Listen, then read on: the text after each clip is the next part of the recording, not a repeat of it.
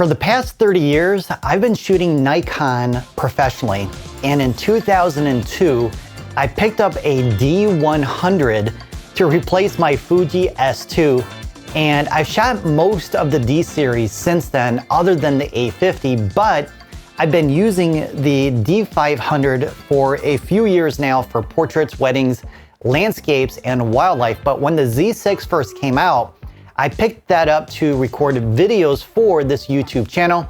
And then I decided to use that for landscapes versus the D500, which I was using mainly for wildlife after that. Now that I have the Z8, that's going to replace the Nikon D500. So I'm gonna do a series of in-the-field testing and reviews of the Nikon Z8.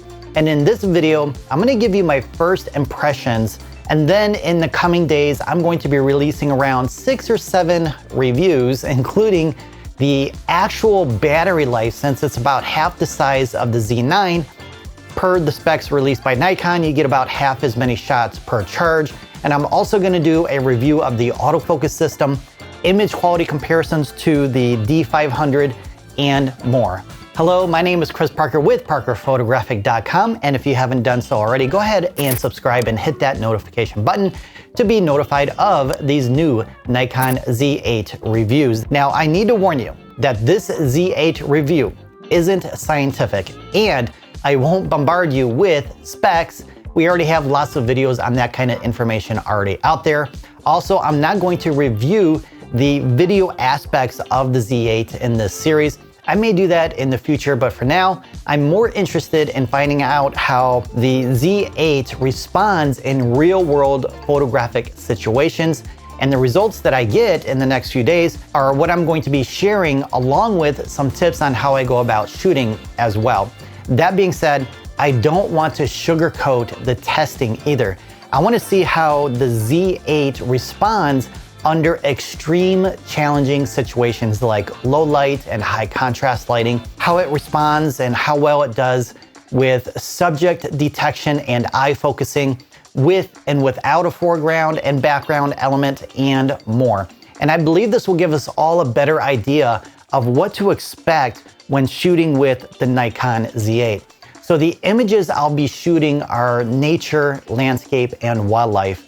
Now, if the Z8 does well with wildlife, it will do equally as well with portraits, weddings, etc. Now, after my Z8 arrived, I had to use a previously charged battery since the one that came with it was not charged.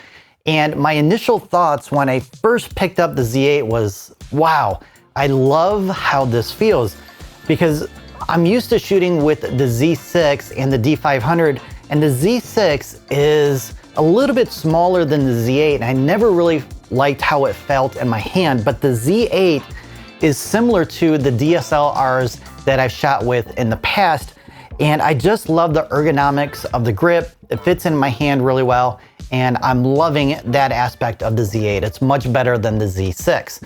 Now, the other thing that really surprised me when I took a quick few shots with the Z8 was the sound of the shutter clicking.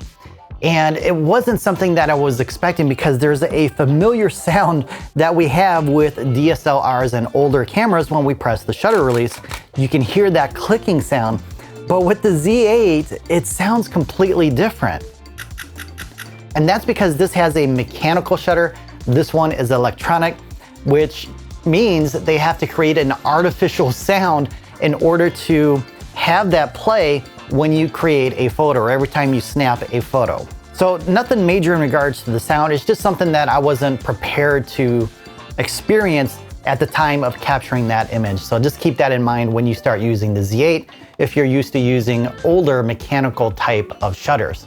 Now, the cool thing about that though is if you shoot weddings or even wildlife, you can actually turn off the sound of the shutter making that sound, or that fake shutter sound, which is a little weird to me when I did that. I'm so used to hearing that sound, but I can understand why it would be beneficial to turn off the sound with that electronic shutter if you don't want to be distractive. Now, there are some other benefits to having an all electronic shutter versus a mechanical shutter, and I'm not going to go into those advantages and disadvantages in this series of reviews. However, if you want a breakdown of the difference between a mechanical and electronic shutter, let me know in the comments below.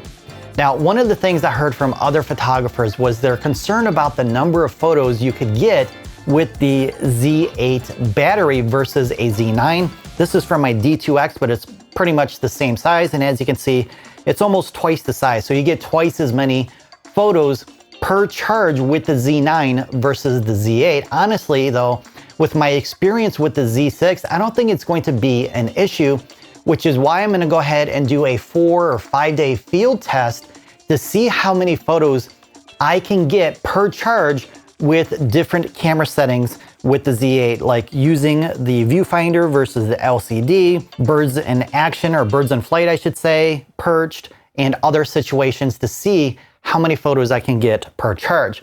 Now, before you watch that video, I have 10 camera settings that I believe you should change before you go into the field, because I think these settings will help you get the most out of the Z8. So watch this video tutorial next.